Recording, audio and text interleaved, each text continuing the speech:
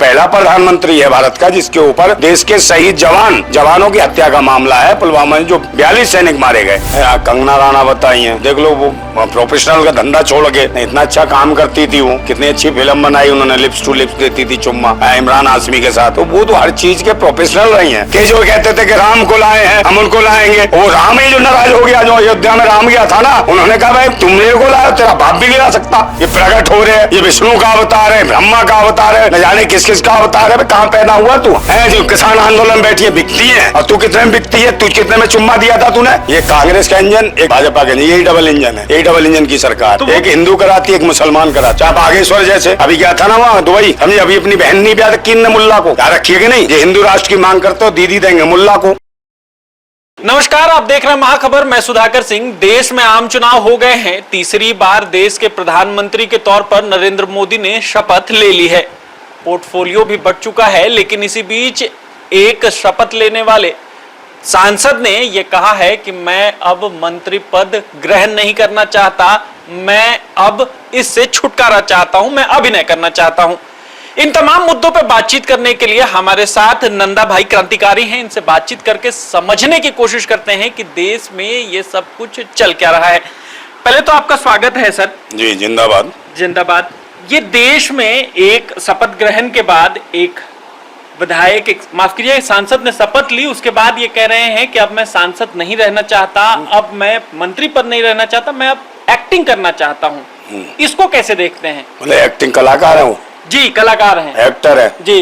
तो यार एक्टर कुछ तो सांसद बनने आए जी। कंगना राणावत आई हैं जी। अब देख लो वो प्रोफेशनल का धंधा छोड़ के जी इतना अच्छा काम करती थी, वो कितनी अच्छी फिल्म बनाई उन्होंने, लिप्स टू लिप्स देती थी चुम्मा इमरान हाशमी के साथ। तो वो तो हर चीज के प्रोफेशनल रही हैं, एक्टिंग के पैसे लेती रही हैं। तो एक्टिंग में ज्यादा पैसा होगा, इसलिए सांसद से भी इस्तीफा दे रहे हैं क्या साहब? जी, सांसद से इस्तीफा देंगे कि नहीं, लेकिन कह रहे हैं कि मैं मंत्री पद नहीं लूंगा, मैं फिल्मों में काम करना चाहता हूं। संसद सदस्य से भी इस्तीफा दे दो। मुझे लगता है मोह भंग हो गया मोदी जी से इनका। मोदी जी से मोह भंग हो गया, और हो सकता है आने वाले मंत्रियों का ही मोह भंग हो। तो लगातार ये कहा जा रहा है कि एनडीए का पहला विकेट गिर गया, अब एनडीए भी गिरेगी, ताकत कम होगी, कांग्रेस की सरकार में तमाम कयास लगाए जा रहे हैं। आपको क्या लगता है? कुछ नहीं, विकेट क्या है, ये तो सरकार ही जाने वाली है। अब ये सभी जानते हैं, इसको कोई तो सपोर्ट कर नहीं रहा था जी। ना मोदी को आरएसएस सपोर्ट कर रही, ना भाजपा सपोर्ट कर रही। जो अंदरूनी जो पुराने लोग हैं आरएसएस खुद नहीं चाहती, वो चाहती है नितिन गडकरी बने प्रधानमंत्री, हाँ, या राजनाथ सिंह बने, या शिवराज सिंह चौहान बने। और कह ले जब किसी को नहीं बनाना चाहते तो जिसकी सांस अटकी हुई है बेचारे की, जाते जाते उसकी इच्छाएं पूरी कर दो, आडवाणी जी को बना दो, समझे नहीं? तो वो कम से कम इच्छाएं पूर्ति हो जाएंगी उनकी, और उन्हें लगेगा कि चलो कुछ हमारे चेलों ने हमारे लिए कुछ सोचा। तो मोदी तो बन चुका 2 बार, और कम से कम अपने गुरु के बारे में सोच ले।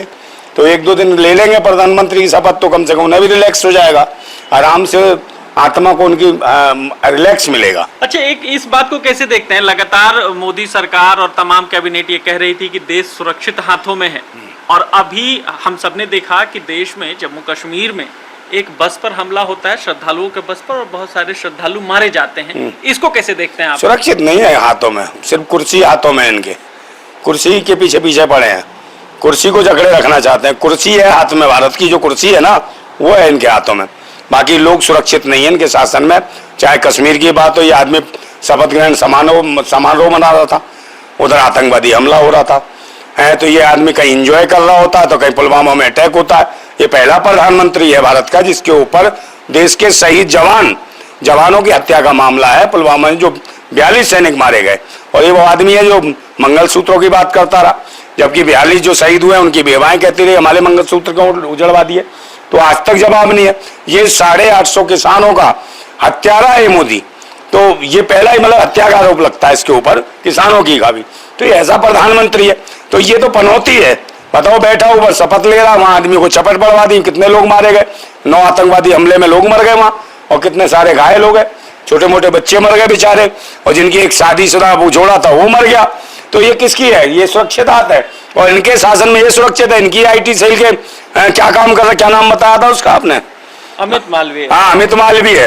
हाँ, कौन कौन से माल ला के और मालवीय कर रहा हो, है माल पेल रहा, दबा खूब माल ले रहा अपनी जेब में, और ले जा रहा वहां कहाँ पे 7 स्टार होटल में जो भाजपा कार्यालय, वहां क्या कर रहा है, वहां क्या करता जाके, यही सुरक्षित हाथ है? ये सुरक्षित हाथों से चेक करता महिलाओं को? ऐसे काम करेगा तू? बेशरम एक IT सेल का वो था जो बनारस हिंदू यूनिवर्सिटी में है, जो बच्चों का रेप करा, वो 3 वैसी दरिंदे चढ़ गए, वो दलित बच्ची का रेप कर दिया बनारस हिंदू यूनिवर्सिटी। और किसका? बनारस लोकसभा सीट के वो पदाधिकारी थे, मोदी जी के खास।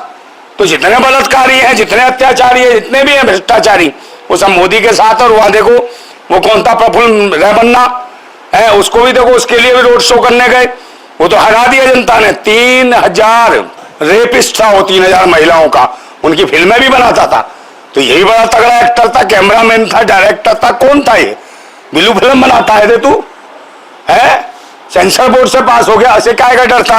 मोदी की सरकार है, सेंसर की क्या जरूरत है? सरकार इनकी है। तो ऐसे ऐसे आतंकी हैं, ऐसे ऐसे बलात्कारी हैं, जो बलात्कार को भी चमत्कार करके पेश करके दिखाते हैं। ये उनकी सरकार है निकम्मों की। यही वजह है कि जो कहते थे कि राम को लाए हैं, हम उनको लाएंगे, वो राम ही जो नाराज हो गया, जो अयोध्या में राम गया था ना, उन्होंने कहा भाई तुम मेरे को लाए, तेरा बाप भी नहीं ला सकता, हम तो अनादि काल से। तो तुरंत वहां जो होता कौन था? लल्लू सिंह जो कह रहा था कि हम संविधान बदल देंगे, राम ने उसे पकड़ा, पिछवाड़े पे लाद दिए ठुड, समझे ना, ऐसा खींच के मारा, पड़ा जाके उधर, और चुनाव ही हार गया। राम ने चेंज कर दिया वहां से। राम ने कह दिया ऐसे बेवकूफों की जरूरत नहीं है, इन्हें ये समझ नहीं, अपने आप को बना प्रगट पैदा हो गए, ये प्रगट हो रहे, ये विष्णु का अवतार है, ब्रह्मा का अवतार है, न जाने किस किस का अवतार है। कहां पैदा हुआ तू है? कौन डाल गया था तुझे है? किसने रोपण किया था तेरा? कहां पे प्रकट हुआ? कौन से पत्थर पे प्रकट हो गया था? कीचड़ में प्रकट हो गया था? गधे के पिछवाड़े से निकल के प्रकट हुआ था? कान में से प्रकट हुआ था? नाक में से प्रकट हुआ था? कहां से प्रकट हुआ था? बताना, साइंस कहां से प्रकट करती है, बता दे तू। तो कहां से इससे पता चलता? अनपढ़ है, अशिक्षित है प्रधानमंत्री, जो ये कहता है कि भाई वो महात्मा गांधी जो थे, उससे पहले फिल्म आई थी, फिल्म आई है, उसके बाद पॉपुलर हुए 22, उसके बाद 80 के बाद। तो ये ऐसी सोच का, और उसके बाद जाके महात्मा गांधी की समाधि मत्था टेकने जाता है, और वही महात्मा गांधी की जो मूर्ति वो तोड़वा रहा पार्लियामेंट के सामने से, पुरानी पार्लियामेंट में से, और बाबा भीमराव अम्बेडकर की मूर्ति तोड़वा दी इसने, जहां हर साल 14 अप्रैल को लोग इकट्ठे होते हैं वहां पर, वो मूर्ति तोड़वा दी, और वीर शिवाजी की मूर्ति तोड़वा दी। ये किसका है? किसी का नहीं है कि ना वीर शिवाजी का है, ना महात्मा गांधी का है, और ना बाबा साहब अम्बेडकर का है। और दिखा रहा चूम के उसे, किसको? संविधान को मत्था टेक के। ये वो है, वो ये आतंकी है।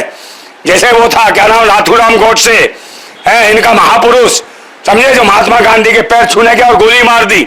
ऐसे ही ये मत्था टेक रहा संविधान का, संविधान को खत्म करने वाला है, ये संविधान को बर्बाद करने वाला है। आप मुझे बताओ क्या तरक्की की इस 10 साल में? एक भी कोई तरक्की बता दो, देश कहाँ है? शिक्षा, स्वास्थ्य, रोजगार, सुरक्षा सब खत्म हो गए, महंगाई चरम सीमा पे है, युवा बेरोजगार भटक रहा है। पहले 25,000 की नौकरी थी, मारुति उसमें काम करता था आदमी, तो आटा भी कितना था? 14-12 रुपए किलो। और आज वही मारुति कंपनी में जो काम कर रहा है 12,000 रुपए में काम कर रहा है युवा, और आटा क्या भाव है? 40 रुपए किलो। तो ये मोदी जी का विकास है, ये मोदी का विकास है। मणिपुर में महिलाओं को निर्वस्त्र करे, सेना के जवान की पत्नियों को नंगा करके घुमा दिया जाता है, समझे, उनकी वीडियोग्राफी बाहर करी जाती है भाई, वायरल।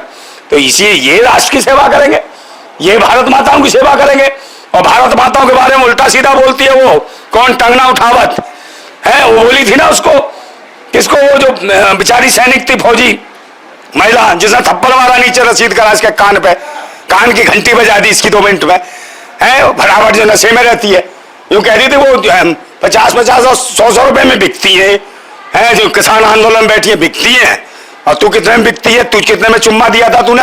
कितने में तू स्वागरात बनाती है फिल्मों में? कितने में तू बिकनी पहन के डांस करती है? कितने में तू पानी में हिलोरे खा रही होती है नागिन की तरह? ये बता, मछली की तरह।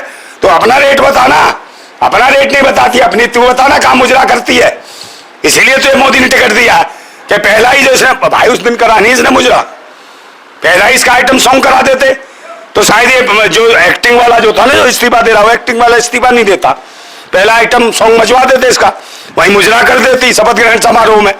है तो इसीलिए बुलाया मोदी ने कि भाई अब तो शपथ ग्रहण समारोह में मुजरे होंगे, पहले वो चुम्मे दिखते थे उड़ते हुए चुम्मे दिखते थे उसे, कि चुम्मा उड़ा संसद में। अच्छा, किसने चुना इन्हें? चुम्मा देने के लिए वो चुना है लोकसभा के अंदर, ऐसी बात जब तो हारी वो। अच्छा, इस बार सरकार जैसा लगता है क्या एनडीए की सरकार गिरेगी और इंडिया की सरकार बनेगी, क्या लगता है आपको? और अगर इंडिया की सरकार बनेगी तो नीतीश कुमार का क्या रुख होगा आने वाले समय में, इसको कैसे देखते हैं? देखिए, नीतीश कुमार प्रधानमंत्री बनेगा तभी सरकार जाएगी, और नीतीश कुमार को ऑफर करे कांग्रेस के घटक दल करे, इंडिया गठबंधन कर रहा है जो कर रहे हैं दूसरे जी। पर कांग्रेस को भी खुल के बुलाना चाहिए, और बुलाएंगे तो चले जाएंगे नीतीश कुमार। तो कांग्रेस का तो मन है कि दलित प्रधानमंत्री बने, खड़गे कौन बन सा? जाए। खड़गे? हाँ, तो खड़गे क्यों बन जाए? दलित प्रधानमंत्री ओबीसी बन जाए तो इन्हें वही जातिवाद काट रहे हैं जी। इनकी बीमारी है ये कि खड़गे बन जाए मतलब बनाना है ना राहुल को है। खड़गे तो जबरदस्ती डाल रहे हैं बीच में।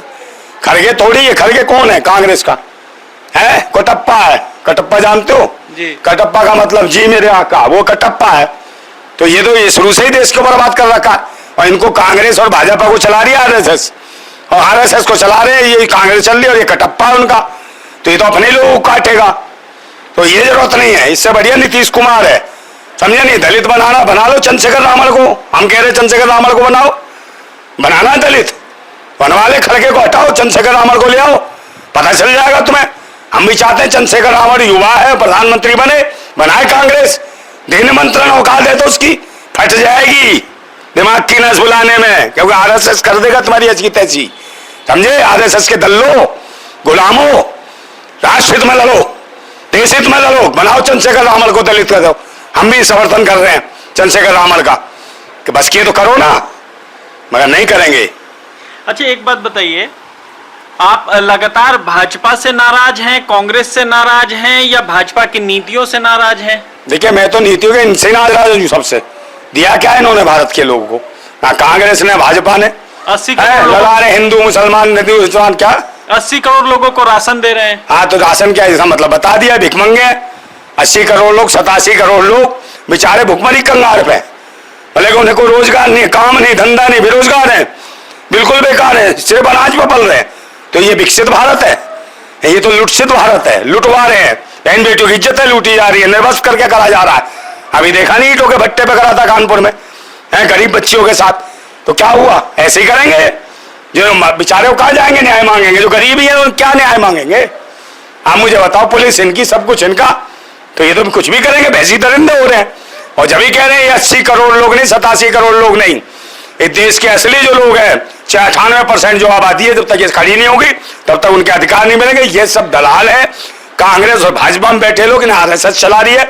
सही लोग जब तक जमीनी स्तर पर भारतीय समाज नहीं इकट्ठा होगा, ये अंग्रेजी मानसिकता की नाजायज कीड़े हैं जो राष्ट्र को बर्बाद कर रहे हैं। चाहे 70-75 साल से यही नहीं चाहते कि कोई दलित प्रधानमंत्री बने, पिछड़ा प्रधानमंत्री बने, मुसलमान प्रधानमंत्री बने, ये नहीं चाहते हैं। अच्छा, यूपी में जो खेल हुआ, डबल इंजन की सरकार कहते कहते नीचे से सारी सत्ता खिसक गई।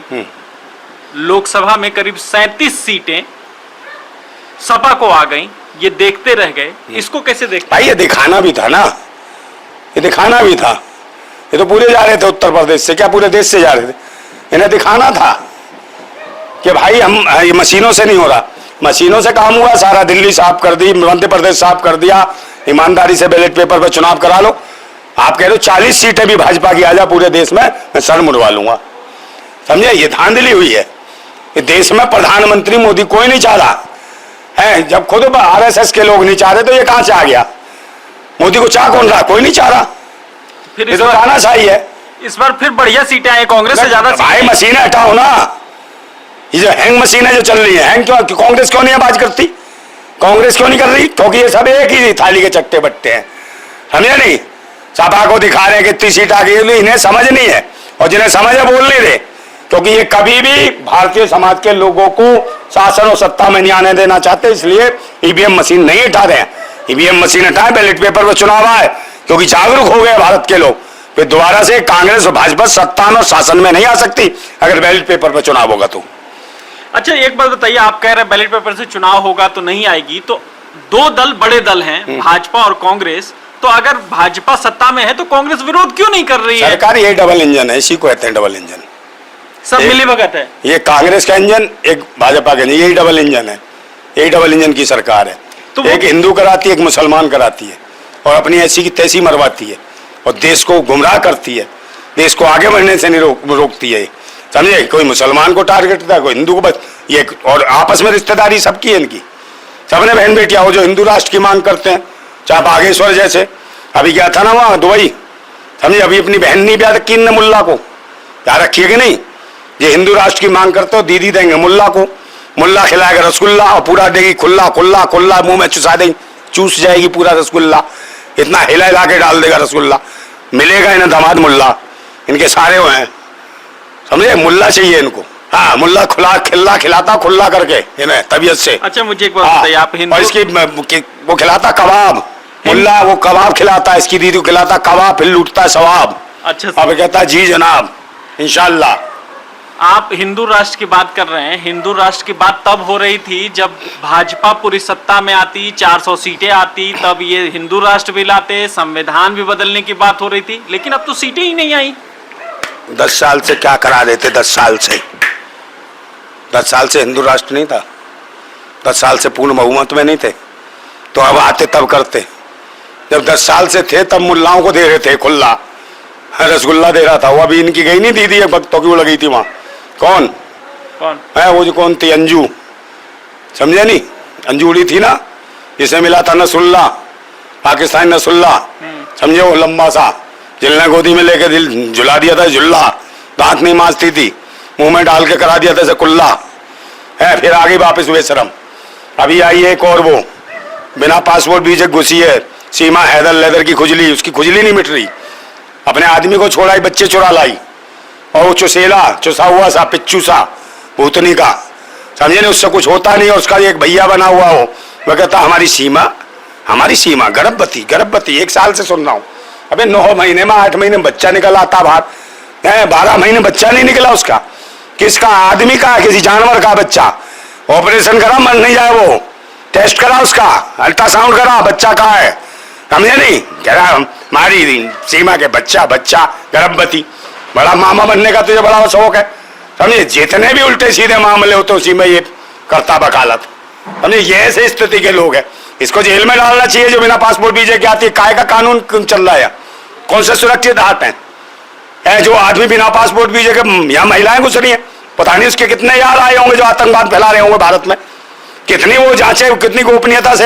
यहाँ भारत की चीजें पहुंचा रही होगी पाकिस्तान को, मगर ये सरकार निकम्मों नकाराओं की है, नालायकों की है, खलनायकों की है, ये बदतमीज लोग हैं, इनको बदलना जरूर है, और बुलाए नीतीश कुमार को प्रधानमंत्री बनाए, कहें तो सही कांग्रेस, क्या कहले, खड़गे को बुलाया, खड़गे को, दलित को बनाना, चंद्रशेखर रामल को बना है, उसको क्या बनाएगा, कटप्पा को जो तेरा गुलाम है, कटप्पा ये चटप्पा है, समझे नहीं, ये तो गुलाम है, चाटुकार है, जो आजादी से लड़ सके भारतीयों के लिए, उसको बनाओ प्रधानमंत्री।